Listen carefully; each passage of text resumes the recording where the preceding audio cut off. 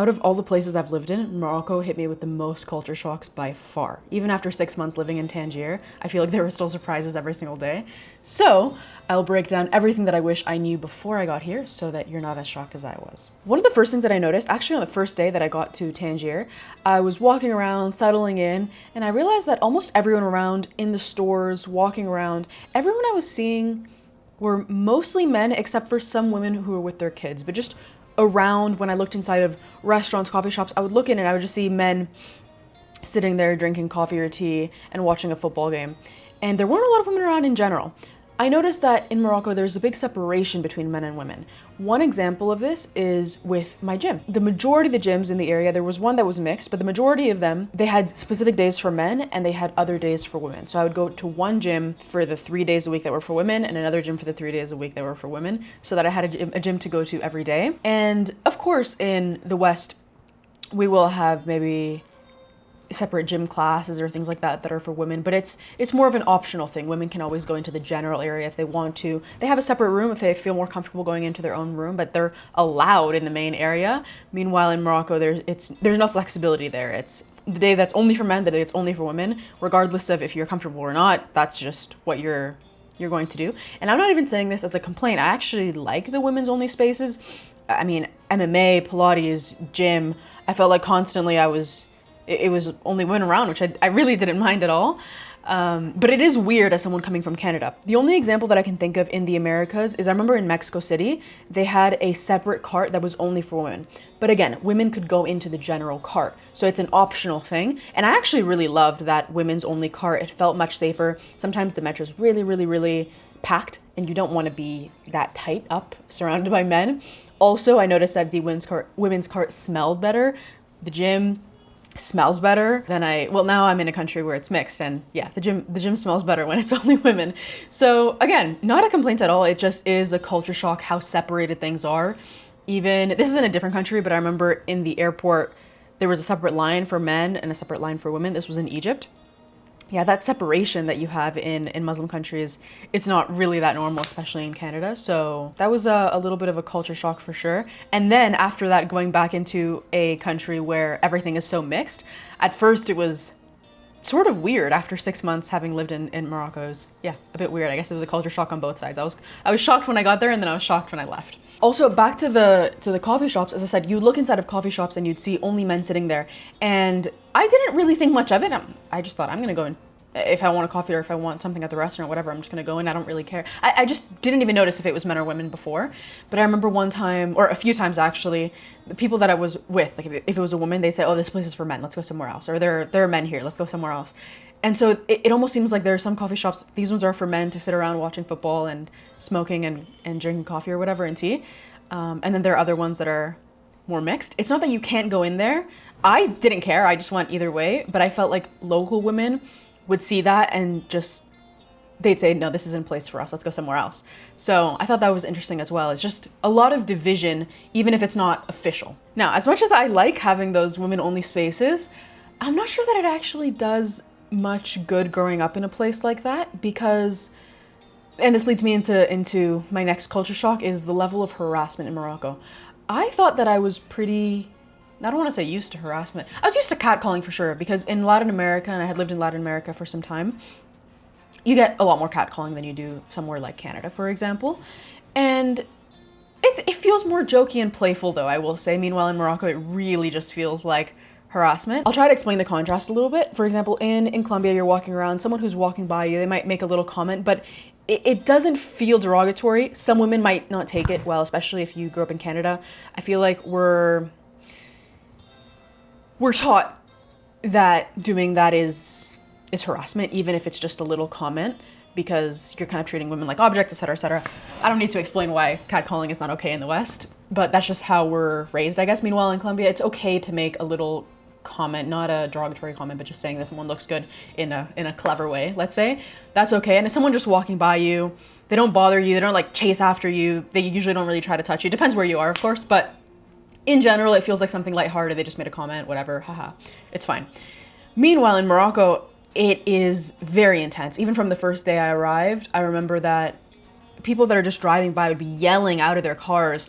And so you really feel like it just feels very animalistic. It is very different. I had never experienced that in any other country. Of course, as I said, catcalling is one thing, but in Morocco, it really gets to a level where it feels like harassment. Luckily, I usually mostly didn't understand what they were saying, so I wasn't too affected by it. But I did notice that some people take it differently. I've spoken now here, actually, where I am now. I had met someone that had spent some time in Morocco as well, including Tangier, and she really did not take it well. She hated that.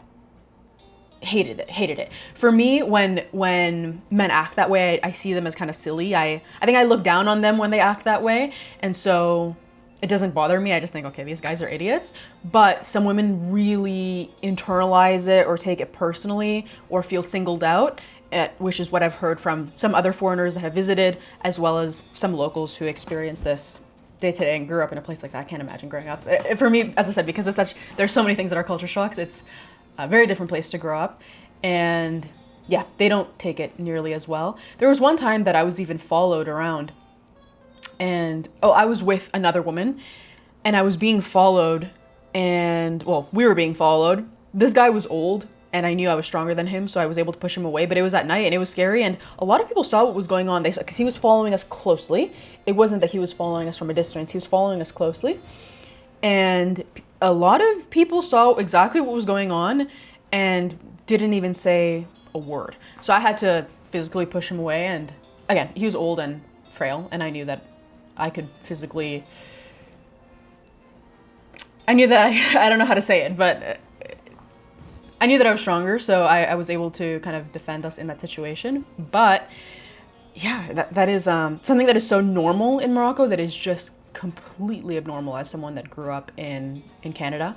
I got used to it, and again, it didn't really bother me much, but that was definitely a culture shock at the beginning. If you know that these situations make you nervous, because as I said, for me, I kind of look down on the man when they act that way. Meanwhile, some women internalize it and it puts them down when men act that way. If you know that this is something that you're going to take personally, or something that you're a bit sensitive about, I'd recommend probably traveling with men. Unfortunately, they only respect men pretty much. So if you're with a man, they're not going to say anything to you, not out of respect for you, but out of respect for the man. It's very unfortunate, but it just is the way that it is.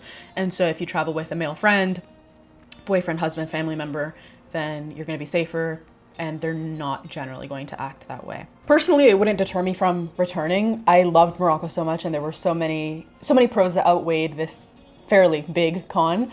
But that definitely, as I said, this video is, we'll have a separate video talking about pros and cons and if I recommend Morocco and all that, but today I just want to talk about culture shock, so we'll leave it at that. I left Morocco, actually, so you can only stay there 3 months with a Canadian passport. I left, I went to South Africa for a couple months, and then I went back for another 3 months. When I went back, that was during Ramadan this year. And so I experienced the entirety of Ramadan in a Muslim country, which was a very interesting experience. I didn't necessarily do it on purpose, but I feel like that is not an experience that a lot of Westerners have. And so it was interesting, and I'm glad that I got to live through that and experience how different it is. Growing up in Canada, I grew up in a city outside of Toronto that has a very large Muslim population. When I was in high school, I had a lot of friends that would fast during Ramadan, so I had a very good understanding of how it worked, why people are fasting and everything like that. I had a good understanding, but it's still very different in a Muslim country, because in Canada, it was all of the Muslims that are fasting have to fast with, the world doesn't change during Ramadan in Canada. Everything is the same. You have to do all the same things. And in high school, if you were on the wrestling team, you're still going to have to wrestle. You're going to have to cut weight and things like that. And you're going to do all these things while you're fasting, and nothing changes for you. You still go to school, you go to work at all the same times. Nothing changes. Meanwhile, in a Muslim country, because everyone is fasting, everything caters towards that fasting. The school, work, store, gym, schedules, everything completely changes, so that actually even the time zone changes. In Morocco, I don't know if they do this in other countries that are majority Muslim, but in Morocco, they even changed the time zone, which I thought was very funny. It seemed like borderline cheating, so that sunset would come an hour earlier. But everything completely changes so that people can basically sleep through a lot of the time that they're supposed to be fasting, and then they stay up way later at night, which isn't something that you can do in Canada because you still have to go to work at the same time and everything stays the same. So for me, I usually wasn't fasting. I probably fasted a couple times just because at the time I don't tend to eat breakfast, so it got pushed and pushed and pushed, and sometimes I accidentally fasted, I guess. Although even the days that I fasted, it was just fasting from food. I was still drinking water and things like that because, again, I wasn't trying to fast for any kind of religious reason. So for me, any Westerner visiting during Ramadan, it is going to be a slight inconvenience. There are small annoyances during that time if you're not fasting, because if you're traveling, it's complicated because you can't go into you're not gonna be able to eat at restaurants generally during the day. A lot of things aren't going to be open during the day that you might want to do or you might plan to do if you're visiting for a week or a few days. If you're living there, it's a lot easier to adapt to the schedule, but still a lot of things change. The hours change and they may not be updated, so a lot of things are closed when you arrive. They close and then they reopen. Everything changes and it's not exactly organized, let's put it that way, so you don't always know when things are going to be open and closed. There are small annoyances there. Schedule changes. Gym is super packed because everyone has to go at the same time after they break their fast. That's when they open. If you go to the gym in the middle of the day, it's uncomfortable to drink water, so you're kind of it's slightly uncomfortable, let's say. And also, if you are working remotely, nothing about your schedule changes, but everything with the schedule you're living in changes, if that makes sense. So it's a slight annoyance, but it wasn't really a big deal to me. I really enjoyed being there during that time. And I really loved how all of the super, super busy streets would become completely empty and quiet during iftar, and everyone is doing the same thing. Everyone is eating with their family, and it just felt like all these people are brought together in a way because everyone is doing the same thing at the same time. That doesn't really happen often, that everyone in a city or everyone in a country is doing the same thing at the same time. So something about it just felt surreal, I think. It felt surreal because I would see all the busy streets, all of a sudden the call to prayer starts or whatever it is, the streets become completely empty and I have the streets to myself, and I don't know, I just really loved that time. It felt special or peaceful or almost, I don't know how to explain it, but I really liked living through it. I wouldn't necessarily want to live through it again. It was nice to experience it one time. I don't think it's necessarily the best time to be there. Also, people are a bit crankier, a lot of honking. It's just not the best time, and if that were my only impression of the country, I think I'd probably have a very different impression.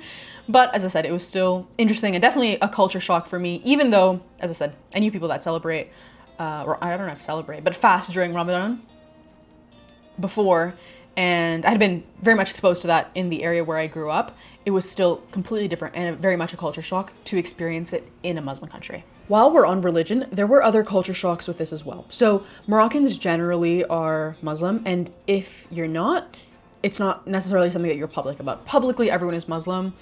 Even if you don't fast during Ramadan, you're not going to eat in public. I don't even know if you're really allowed to if you're Moroccan. For example, I know that a Moroccan couple can't stay in a hotel room together unless they're married. Even if they say, oh, I'm not Muslim or whatever it is, that doesn't really matter. If you're Moroccan, it seems like you kind of have to be Muslim or you have to follow those rules.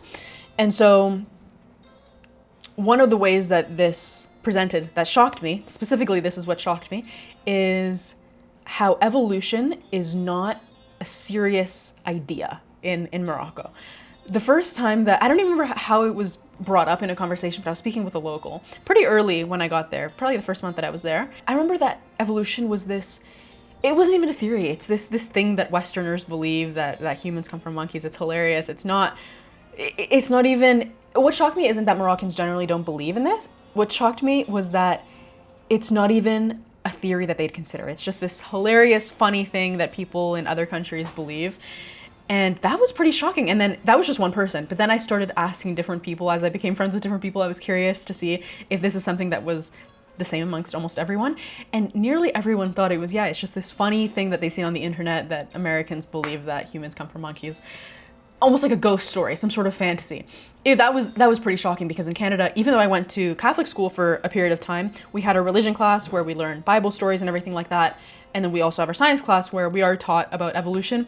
Meanwhile, in Morocco, it's not taught. At a certain stage in university, it could be taught, I think, depending on the classes you take. But this is something that is not even disputed in the West, really. Meanwhile, in Morocco, it's just this fantasy, basically. It's like this yeah, it's a fantasy story pretty much. So I thought that was a very interesting difference. I was later told that in Islam, the Quran has to be completely true, otherwise none of it is true. If one thing is disproved, it disproves everything. Meanwhile, in the West, with the Bible, I think a lot of Christians see the Bible symbolically. Some people do take it as a literal history book, but I think that a lot of people nowadays see it as something symbolic. So they can take the stories and the lessons and whatnot from the Bible stories without necessarily seeing it as a history or a scientific book, and then also accept scientific consensus. And so they can hold seemingly conflicting beliefs. Meanwhile, in Morocco, anything that kind of challenges the Quran or could be different is like it's almost a dangerous belief, because there's a danger of it disproving the Quran. I think that's the reason why it's not taught, and it's pretty much dismissed. Anything other than what's in the Quran is dismissed. I had very interesting religious conversations actually in Morocco, because I've always been very interested in religion, and so it was interesting to me to have those conversations with a lot of different people. A lot of people tried to convert me as well. This is another thing, and I think this might lead into my other culture shock, is how in your business Moroccans are. It is not normal in Canada to ask about someone's religion necessarily. Meanwhile, in Morocco, people would constantly ask me, people I barely knew would constantly ask me if I'm Muslim or not. I remember at my MMA class, that's hard to say, I got asked a couple times by the same people. They would ask me again and again if I'm Muslim. I don't know if they expected a different answer on a new day, but I was asked pretty frequently. I remember once I was in a convenience store. The convenience store clerk was asking me if I'm Muslim, and he didn't just stop at no. Then he wanted to know, oh, okay, are you Christian? I said no. And then he kept digging. He said, okay, so what are you? And I told him that I don't have a religion, and I could tell how shocked he was. It was, for him, it was something that was completely unheard of. I could tell it was blowing his mind, but I thought that was pretty interesting. Not how open people are about religion, because it's not exactly openness, but how,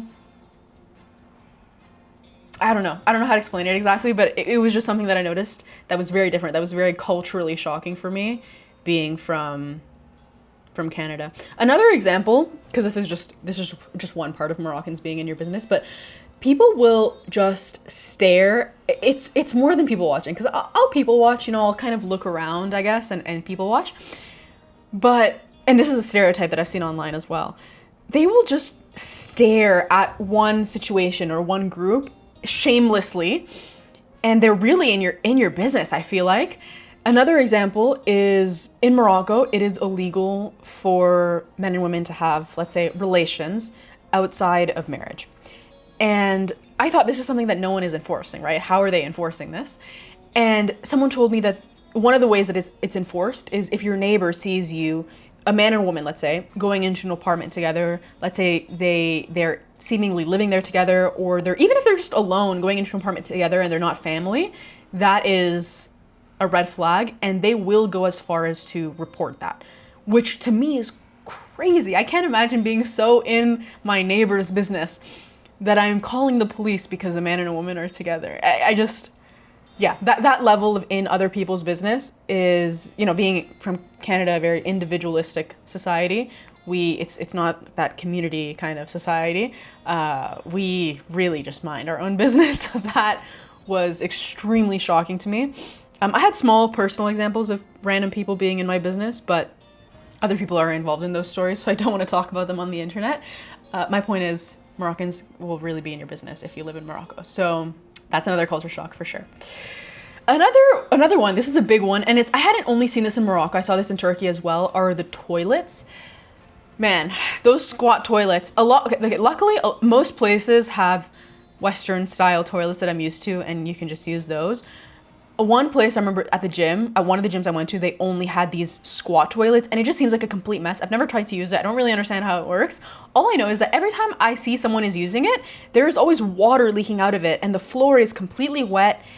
I just don't even want to step in there. I don't know how it works. It seems like a total mess. I don't know how those things work. I tried to I remember someone asked me about it, if I had used those toilets or something like that. And I told them no, but I didn't really ask them how exactly it works. So I need to talk to someone about how those toilets work. But honestly, I just don't even, I am not interested in using those those toilets. As a man, I feel like it's easy because you can just stand, but I don't know how women are using. Just don't even want to know. Don't even want to know. Especially with the type of clothes women wear in Morocco, those like long, flowy clothes that are basically touching the floor. I don't understand how that whole stall seems to be a complete mess, but then they are not a mess. I just don't know how it works, but all I'm going to say is that was a culture shock for sure. Just even seeing the toilet, I'm not going to think too much about how it's used. And I wasn't really interested in getting my pants all wet. Even, I remember in Turkey, okay, this is not about Morocco, but in Turkey, I remember it was leaking out so much from that stall into other stalls that all of them were wet, and I had to hold my pants up so that it wouldn't get wet because the floor was so wet in the washroom. I don't want to know. It's a culture shock. Feel free to, if you want to describe in the comments how that works, but I'm not super interested in a tutorial because I just don't want to use those toilets. Another one is eating with your hands. This isn't, I had seen this before. I mean, I grew up in Canada, where there are a lot of people from cultures which eat with their hands. So it wasn't surprising to me that they do eat with their hands, I guess. But it was something to get used to with certain foods that I would usually eat with cutlery, for sure. I mean, I think I'm probably even more extreme because I grew up in a house. My mom would eat pizza with a fork and knife. So I think that shows the extent to which hand eating was avoided. So definitely some getting used to, but not a culture shock in a necessarily bad way at all. For me, at least, any kind of food where you are scooping the food with bread, that's really easy to eat with your hands. But things like rice, that for me is, I don't prefer to eat with my hands. If it's something like rice, I find it easier to use a spoon or a fork or something like that. Yeah, so that was a minor culture shock, let's say. Just something that I noticed that is different. I think that's the best way to put it. Not exactly a shock, but a difference that I noticed. I don't know what number we're on for culture shocks now, but the next one is kisses in Morocco. I am to this day confused because some people do 2 kisses, one side, that's it.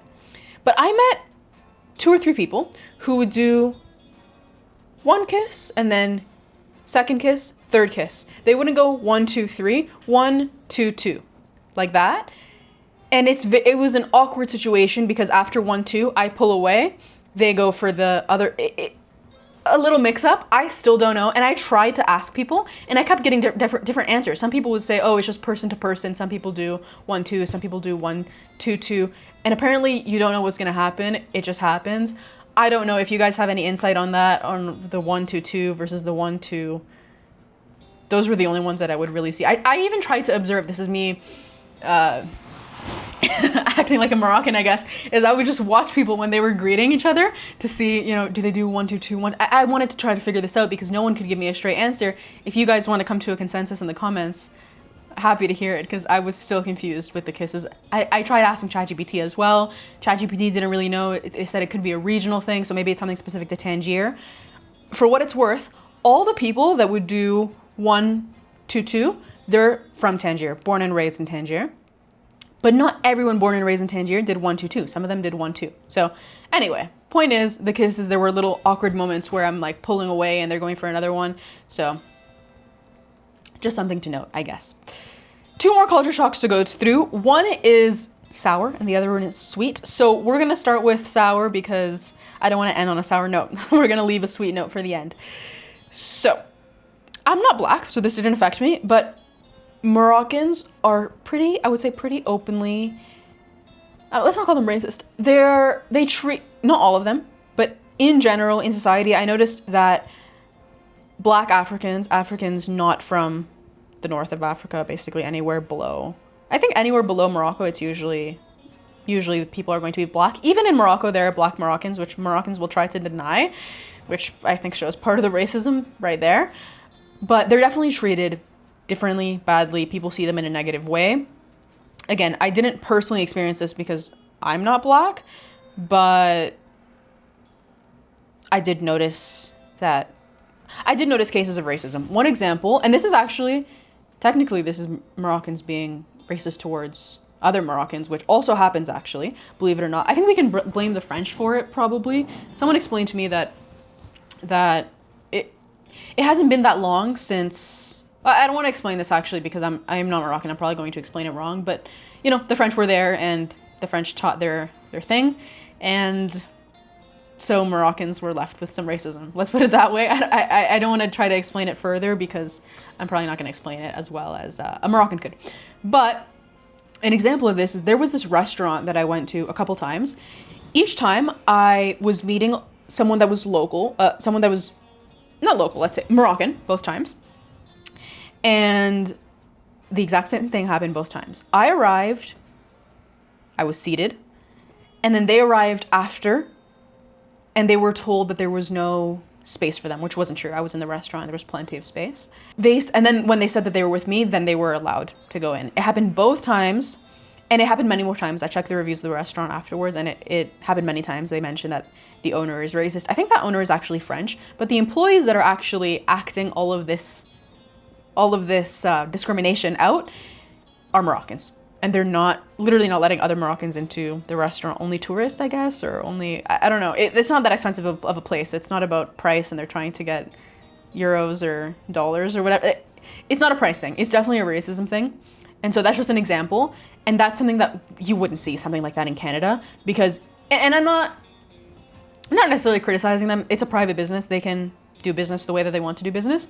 But something like that in Canada wouldn't happen because with all of those, I saw those reviews, but a restaurant like that would just get completely boycotted in Canada or America, I think, and I think it would go out of business. So I only went there 2 times, but the exact same thing happened twice, and I saw that pattern in the reviews as well. So I think it's fair to say that it is a pattern, and it's something that they're so open about. It happens, and people it's just okay. It's normal, I guess. There's a certain amount of racism, I think, that is normal in Morocco that isn't normal in Canada, at least. And so that was a little bit of a culture shock for me because, as I said, it's just, not that it's not allowed in Canada. Technically, you can do whatever you want, but it just wouldn't happen where I'm from. So it was shocking to me. Again, I'm not black, so I can't really speak to how you'll be treated if you visit Morocco if you're black. But I know that there are I've seen a lot of people on the internet that make videos specifically about destinations and how these destinations are for black people. And so maybe you can find a video like that if you're curious. Again, I don't have full context on that. Anyway, let's end on a sweet note, sugar. So when I was in Tangier, it wasn't really a party, let's say a get together. And I asked the person that invited me to go. It wasn't the person that was hosting it. The person that invited me, I asked her, she was local. I asked her, what kind of thing do you usually bring in Morocco to a house? You know, when you're invited, is there a certain type of thing that you'd bring? And she said, no, not really. But I guess if you're going to bring something, you bring sugar. And I was shocked. I said, just the ingredient or you bring some sweets? Okay, like you bring some dessert, that makes sense. But she said, no, just sugar, just the ingredient itself. And I was shocked. I almost didn't believe her. I think we went back and forth on that because I was shocked. I just couldn't believe that was true. I had never heard of something like that, of just bringing an ingredient. Imagine if I just went to someone's house. Hey, thank you for inviting me. I brought you flour. To me, that was completely unheard of. I hadn't heard of that before.